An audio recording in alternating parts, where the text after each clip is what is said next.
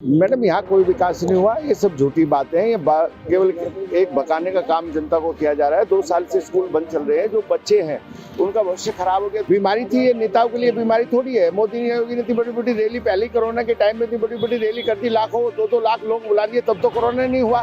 क्या शिक्षा कॉलेज के लिए कोरोना हुआ? अब ये हिंदुत्व पे चुनाव लड़ते हैं। अगर भाजपा में इतना दम है तो हिंदुत्व की लड़ाई को छोड़ के काम बताए ना अपने, कि भाई हमने जनता के लिए काम किया तो अच्छा लगेगा, लोग वोट करेंगे।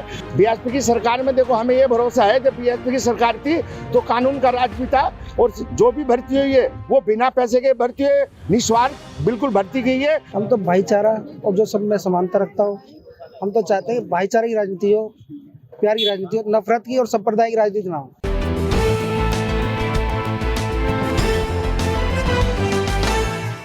नमस्कार, मैं निशा पारचा और आप देख रहे हैं नेशन टाइम।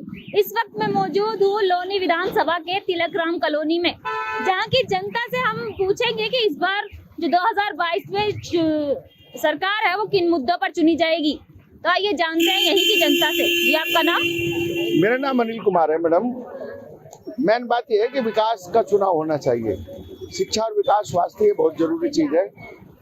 मौजूदा सरकार है उसमें कुछ काम हुआ है, विकास आपको पसंद आए हैं?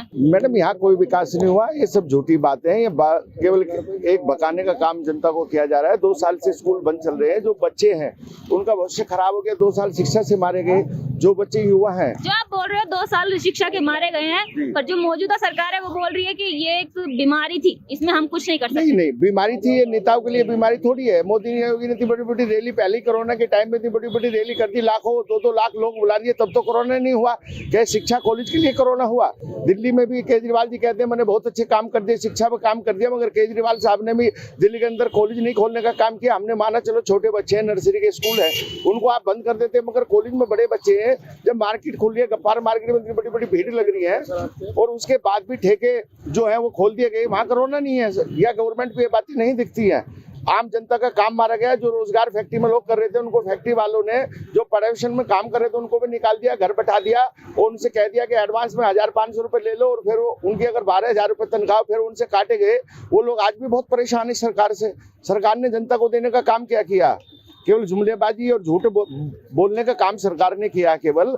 बाकी आप धरातल पे देखो, आगे चल के देखो, नाली खड़ूंजे देखो, सरकार ने देने का काम क्या गया है? कुछ भी नहीं देने का काम किया है। अच्छा, इतनी तो योजनाएं बना रखी है जिसमें रोजगार भी मिल रहा है आपको, बोल रही है सरकार। नहीं, रोजगार आप ये देखिएगा, कोई सी भी भर्ती, चाहे वो पुलिस भर्ती रही हो या गैस टीचर वाली भर्ती रही हो, अभी तक भी 5 साल हो गए और अब चुनाव भी चले, अब तक वो भर्ती पूरी नहीं हुई है। तो ये कहाँ रोजगार की बात करते हैं? इन्होंने 2 करोड़ रोजगार पूरे इंडिया में देने का काम किया, इन्होंने उल्टे 5 करोड़ लोग बेरोजगार करने का काम किया सरकार ने।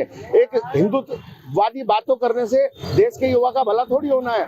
देश के युवा को काम चाहिए। खासकर मेरा बेटा BA B.Ed C.Tet कंप्लीट है, मगर उसे आज कहीं जॉब नहीं मिल रही। बेलदारी तो बच्चा पढ़ा लिखा करेगा नहीं, वो कहाँ जाएगा? किस सरकार से मांग करे? सरकार की जो सुनने के तैयार नहीं है। अगर युवा या बच्चे धरना प्रोटेस्ट करते हैं तो उन पर लाठी बजाने का सरकार काम करिए। जॉब कहाँ दे रही है? अगर वो बच्चे को जॉब मिलती है, सरकार जॉब देती, तो प्रोटेस्ट थोड़ी करते। हर विभाग के लोग प्रोटेस्ट करते हैं। सारे विभाग इन्होंने सरकारी बेचने का काम शुरू कर दिया है। तो जनता बहुत परेशान है। अब ये हिंदुत्व पे चुनाव लड़ते हैं। अगर भाजपा में इतना दम है तो हिंदुत्व की लड़ाई को छोड़ के काम बताए ना अपने, कि भाई हमने जनता के लिए काम किया तो अच्छा लगेगा, लोग वोट करेंगे।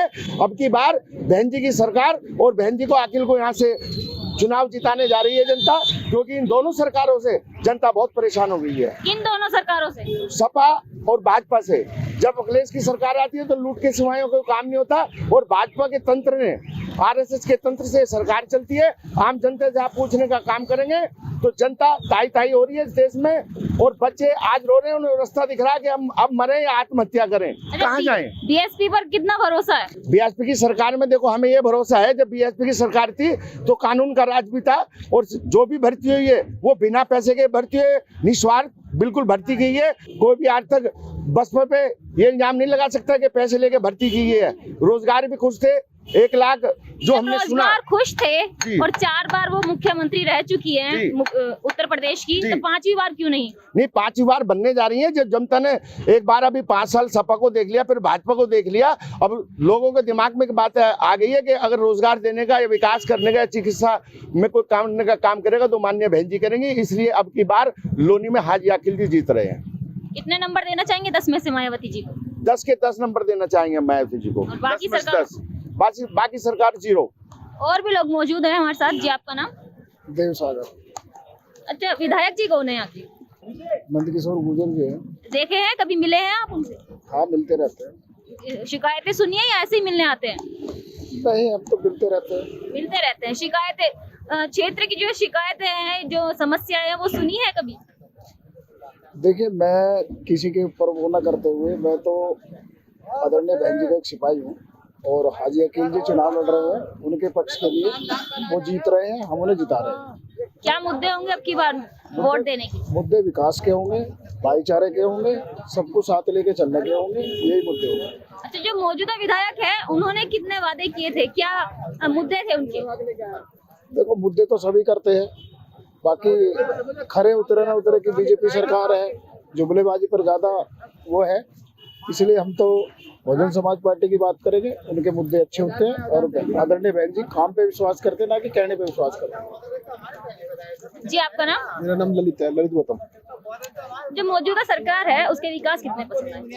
मुझे सरकार का विकास हुआ ही कहाँ पसंद के तो जमाते होता तो आप ही के पड़ोसी बोल रहे हैं जो विकास हुआ है अभी तक लोनी में वो बीजेपी नहीं कराया। नहीं, मैं आपको बता दूं, छोटी सी बात बताऊंगा। आप लोनी से थोड़ी सी बारिश पड़ जाए ना, 1 घंटा अगर बारिश पड़ जाए, लोनी से लेकर गोलचक्कर तक आने तक लोगों को डुबकी लगानी पड़ती है पानी में, इतना पानी बढ़ जाता है लोनी से लेकर गोलचक्कर। कई बार तो एक्सीडेंट भी हो जाते हैं, दुर्घटना भी हो जाती है और आदमी लेट में जाम में तगड़ा लग जाता है। पानी इतने घोड़े घोड़े पानी हो जाता है। विकास तो मुझे लगता नहीं लोनी में कहीं होगा। तो क्या लगता है कौन सी ऐसी सरकार 2022 में आनी चाहिए जो लोनी का विकास कर सकती है? बहुजन समाज पार्टी की सरकार आनी चाहिए, क्योंकि उसमें लॉ एंड ऑर्डर, बहन जी का लॉ एंड ऑर्डर इतना बढ़िया लॉ एंड ऑर्डर है, चाहे कोई भी हो। आज तक ना तो कोई दंगा हुआ बहन जी के शासनकाल में।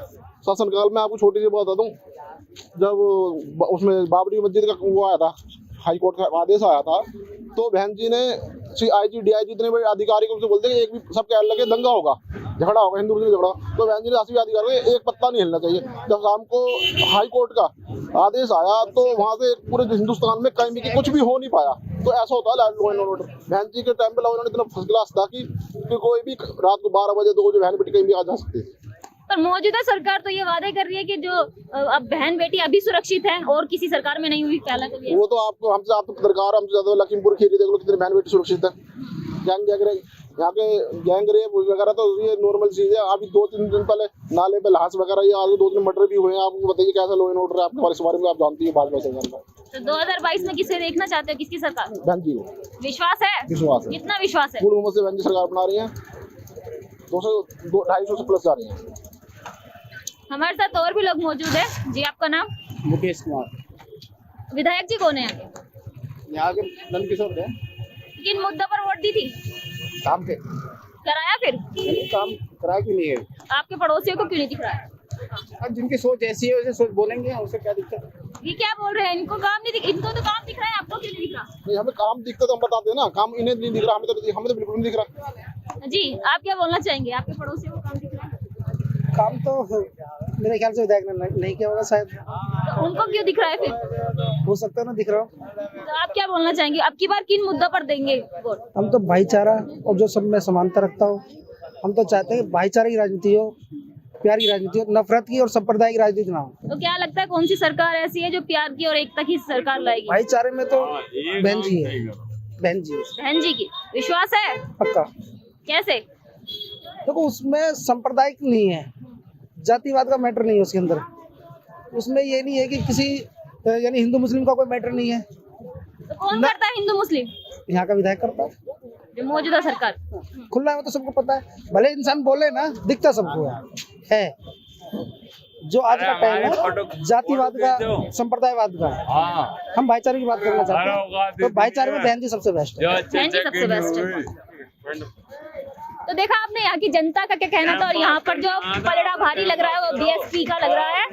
देखना होगा 10 मार्च को जब रिजल्ट आएगा कि किसकी सरकार बनती है उत्तर प्रदेश में। मैं निशा पारचा, नेशन टाइम, लोनी विधानसभा।